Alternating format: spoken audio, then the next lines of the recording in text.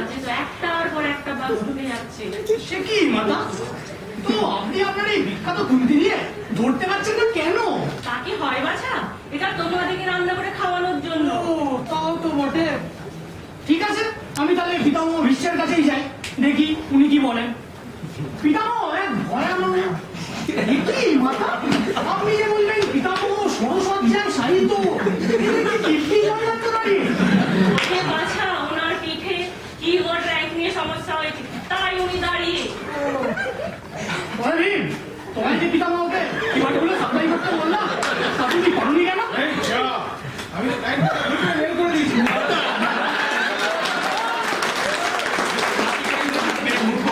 সারাদিন গদা নিয়ে মল্লযুদ্ধ করে যাচ্ছে।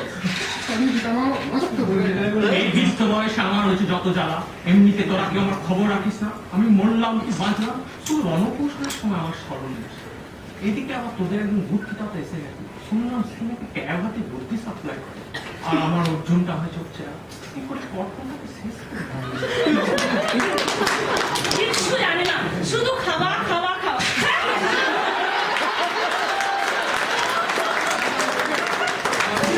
আপনি এসব থেকে উত্তেজিত হবেন না, চলুন আপনার এখন বিশ্রামের সময় হয়েছে।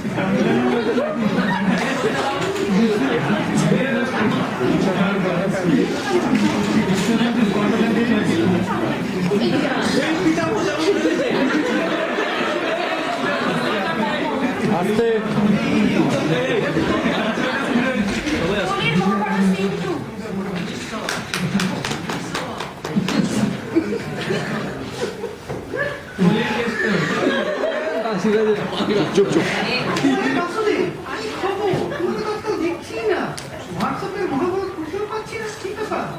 এই আজকাল একটু ব্যস্ত আছি আর কি। বুঝেছি, রাধার সাথে হানিমুন।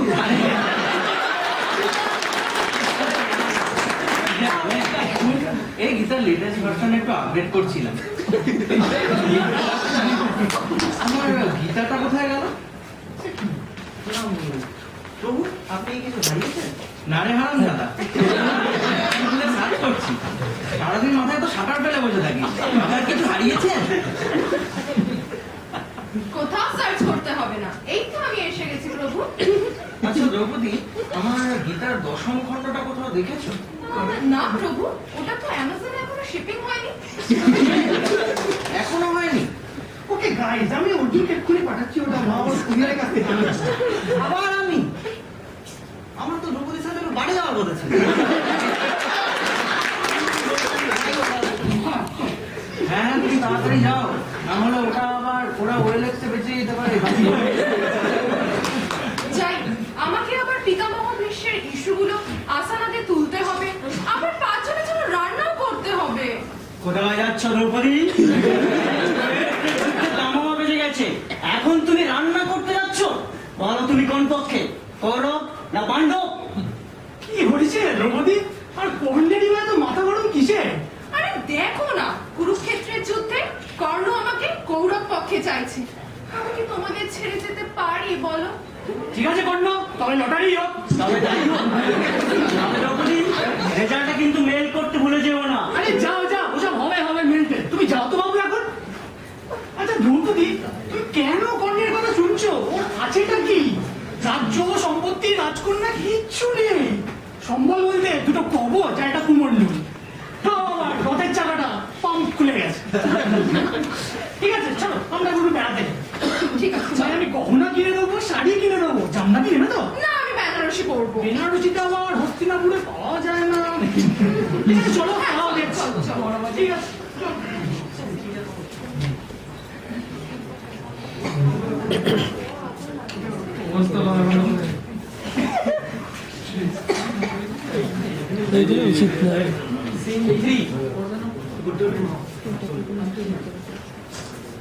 হে প্রভু, আমি কি চিরকাল মহাকাব্যের উপেক্ষিত নায়ক হয়ে থেকে যাব? হে ভাদা ঘটল, এত দুঃখ কিসে? ওই অর্জুন তো সবকিছু নিয়ে গেল, সম্পত্তি, রাজ্য, আর এসে দ্রৌপদী আর আমি নবডঙ্কা। আচ্ছা ঠিক আছে, এত দুঃখ করো না।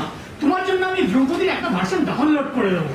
আর তাছাড়া কি জানো, দ্রৌপদী কি তোমার একা? অনেক স্বপ্ন ছিল জানো দ্রৌপদীকে নিয়ে, কিন্তু ওই মাতা কুন্তি হাতে 5 ভাগে ভাগ করলো 5। রাজমিস্ত্রির মাথা কুন্তি ইকো ডিস্ট্রিবিউশন করতে পারে না। কিন্তু করলো তো, কি বলবো, গুরুজন, তাই কিছু বলতে পারিনি। বললেই তো আবার খুন্তি হাতে তাড়া করো। দেখো না এখানে মেরেছে, দেখো না। আহারে, সত্যি কথা বলতে জানো কি ঢুকেছি, এই ভেবে ভেবে আমার রথের চাকাটা শেষ পর্যন্ত বাস্ট করে গেল। তোমারও? তার যে কি হবে। আহা, আমি ম্যাট্রিক্সকে বলে দেবো, সব ব্যবস্থা হয়ে যাবে। ভয় কি, আমি তো আছি। তুই বেশি মারবো কৃষ্ণ তো। তুই তুই না আমার জন্য কি আবার? কি? ওই এত চিৎকার কিসের? ম্যাডাম এখন ক্লাইন্ট কলে ব্যস্ত আছেন, ডিস্টার্ব হলো না? দেবো না একদম, কোনো কথা যেন না শুনতে পাই।